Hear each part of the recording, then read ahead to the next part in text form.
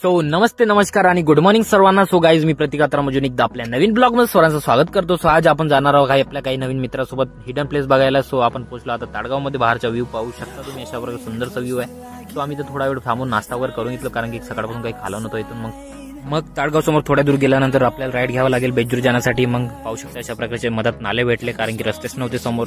तो नाल्यातून आम्ही गाडी टाकून पोहोचलो गावामध्ये. मग लोकलमध्ये विचारून घेतलं एक मुलाला, तो पण प्रॉपर सांगितला नाही आम्हाला. मग मदत समोर गेल्यावर आम्ही रस्ता भटकलो, गाडी ठेवून दिलो रोडावर. मग पैदल निघायला चालू केलं. मग पाण्यामध्ये असं नाल्यातून आम्हाला पैदल जावं लागलं. अशा प्रकारचा व्ह्यू पाहायला भेटला. मग थोड्या दूर गेल्यावर आम्ही खूप थांबून गेलो होतो, तर एक सुंदर टाईप भेटला, तर इथंच थांबून घेतलो आम्ही.